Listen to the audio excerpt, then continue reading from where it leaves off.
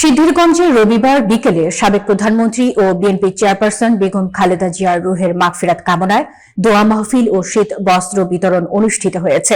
অনুষ্ঠানটি আয়োজন করেন সাবেক ছাত্রদল নেতৃবৃন্দ এবং থানা ছাত্রদলের সাবেক সাধারণ সম্পাদক জাকির হোসেনের সার্বিক সহযোগিতায়।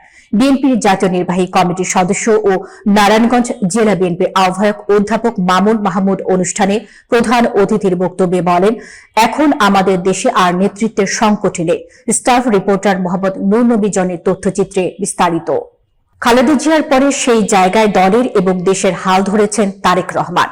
অনুষ্ঠানটি সিদ্ধিরগঞ্জ থানা ছাত্র দলের সাবেক সাধারণ সম্পাদক মোহাম্মদ জাকির হোসেনের সভাপতিত্বে এবং গোদনাইল ইউনিয়ন ছাত্র দলের সাবেক সহসভাপতি ও নাসিক ৬ নং ওয়ার্ড যুব দলের সাংগঠনিক সম্পাদক রুহুল আমিন মিন্টুর যৌথ সঞ্চালনায় সম্পন্ন হয়।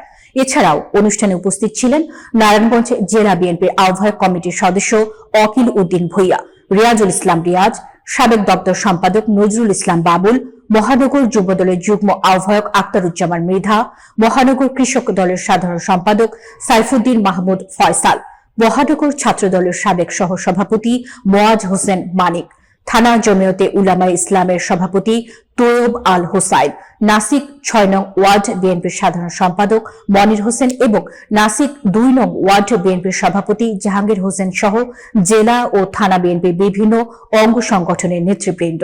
অনুষ্ঠান চলাকালে উপস্থিত গণ্যমান্য ব্যক্তিবর্গ শীত বস্ত্র বিতরণে অংশ নেন এবং এলাকার দরিদ্র ও অসহায় মানুষদের মধ্যে শীত বস্ত্র পৌঁছে দেওয়া হয়।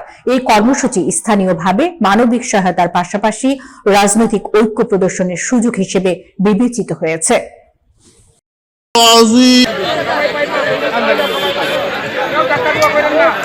দেশনেত্রী বেগম খালেদা জিয়ার জন্য সবাই আমরা দোয়া করতে এসেছি।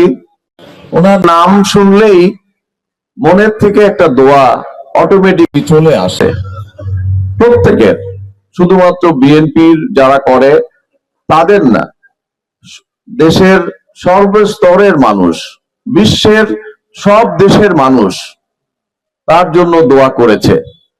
তার জানাজায়, বিশ্বের সবচাইতে বড় জানাজা হয়েছে দেশনেত্রী বেগম খালেদা জিয়ার জানাজা। সারা পৃথিবীতে কত নেতা নেত্রীর মৃত্যু হয়েছে, কিন্তু এত বড় জানাজা বিশ্বে আর কেউ পায় নাই।